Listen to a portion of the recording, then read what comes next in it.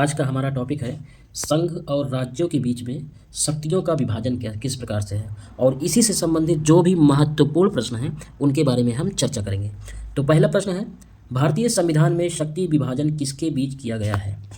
Option है केंद्र और न्यायपालिका, कार्यपालिका और विधायिका, केंद्र और राज्य सरकारों के बीच, राष्ट्रपति और प्रधानमंत्री के बीच। तो इसका option number C correct answer है, यानी केंद्र और राज्यों के बीच में शक्तियों का विभाजन किया गया है। अगला प्रश्न है, शक्ति विभाजन का उल्लेख शक्ति विभाजन का उल्लेख भारतीय संविधान के किस अनुच्छेद में उल्लिखित है? तो ऑप्शन है अनुच्छेद 245, 246, 249, 256। तो इसका सही उत्तर है ऑप्शन नंबर बी, शक्ति विभाजन का उल्लेख भारतीय संविधान में अनुच्छेद 246 में इसका उल्लेख किया गया है। अगला प्रश्न है, सातवीं अनुसूची संविधान की सातवीं अनुसूची में कितनी सूचियां हैं? ऑप्शन है 2, 3, 4, 5। तो इसका सही उत्तर है ऑप्शन नंबर बी, यानी कि संविधान की सातवीं अनुसूची में कुल 3 सूचियां हैं। वो 3 सूचियां कौन कौन सी हैं?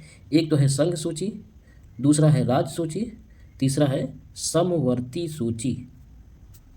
ठीक है, संविधान की सातवीं अनुसूची में कुल 3 सूचियां हैं। अगला प्रश्न है, कौन सी सूचियां निम्न में से कौन सी सूचियां सातवीं सूची में शामिल हैं? ऑप्शन है राज्य सूची, समवर्ती सूची, केंद्रीय सूची या उपरोक्त सभी।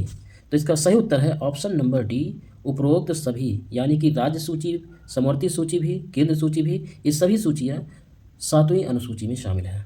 अगला प्रश्न है, केंद्रीय सूची में कुल कितने विषय हैं? केंद्रीय सूची में कुल कितने विषय हैं 2024 तक बताना है।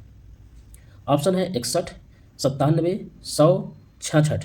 तो इसका सही उत्तर है ऑप्शन नंबर बी, केंद्रीय सूची में कुल 97 विषय हैं। अगला प्रश्न है, राज्य सूची में कुल कितने विषय हैं? राज्य सूची में कुल कितने विषय हैं? तो इसका सही उत्तर है ऑप्शन नंबर ए, राज्य सूची में कुल 66 विषय हैं।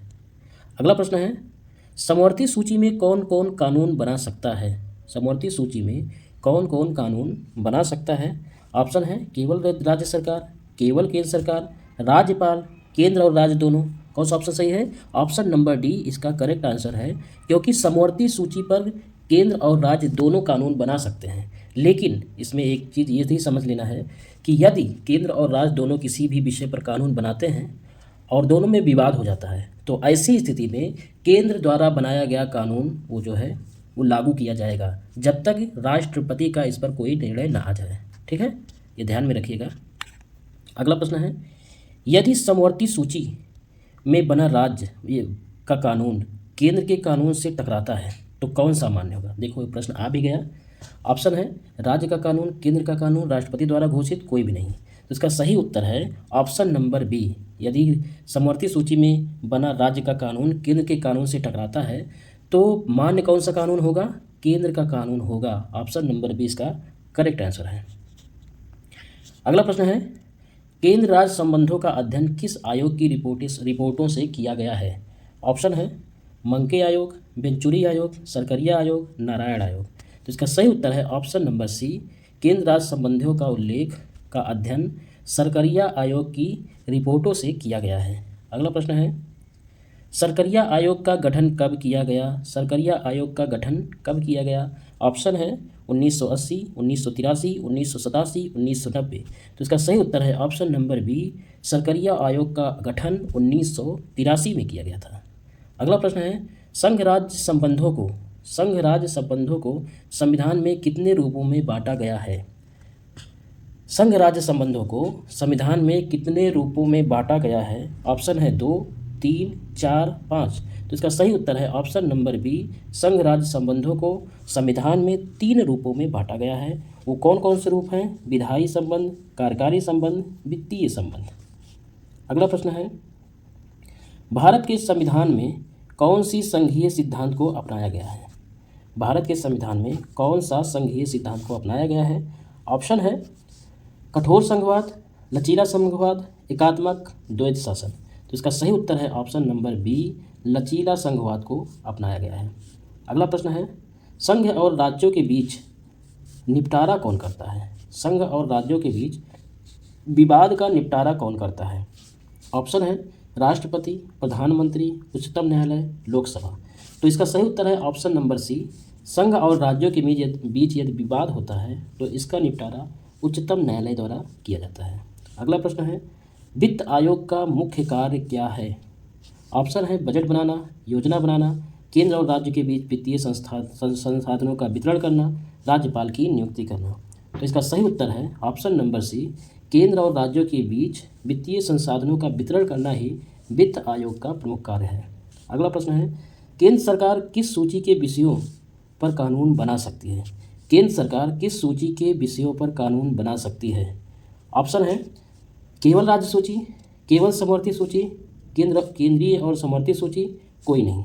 तो ऑप्शन नंबर सी इसका करेक्ट आंसर है। केंद्र सूची और समवर्ती सूची के विषयों पर केंद्र सरकार कानून बना सकती है।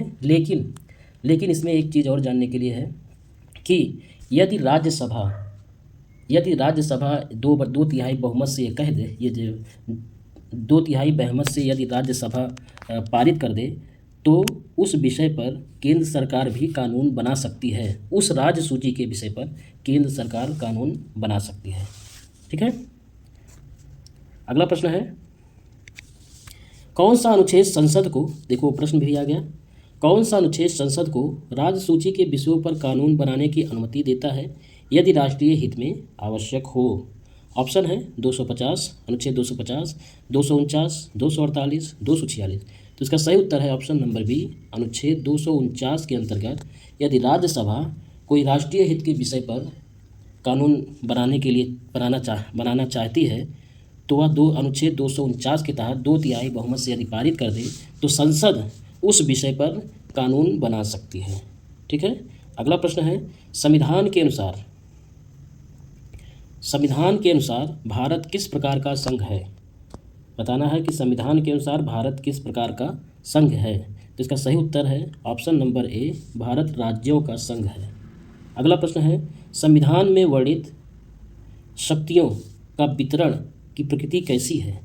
संविधान में वर्णित शक्तियों के वितरण की प्रकृति कैसी है? ऑप्शन है अस्पष्ट और कठोर, लचीली और अस्पष्ट और कठोर, अनुच्छेदों से परे। तो इसका सही उत्तर है ऑप्शन नंबर ए, अस्पष्ट और कठोर है।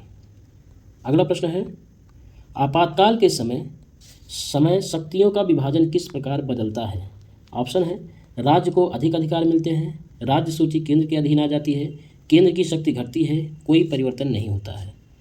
तो इसका सही उत्तर है ऑप्शन नंबर बी, राज्य सूची केंद्र के अधीन आ जाती है। यानी अब राज्य सूची के किसी भी विषय पर केंद्र सरकार कानून बना सकती है आपातकाल के दौरान। ठीक है। अगला प्रश्न है, केंद्र और राज्य के बीच में कर संबंधी विवाद का अंतिम समाधान किसके पास होता है?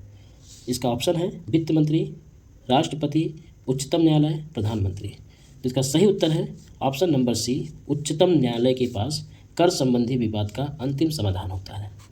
तो ये रहा केंद्र और राज्य के बीच में शक्तियों के विभाजन से संबंधित जो भी महत्वपूर्ण प्रश्न थे उनके बारे में हमने चर्चा की। अब मिलते हैं इसी प्रकार के अगले टेस्ट की सीरीज में। तब तक के लिए जय हिंद, जय भारत।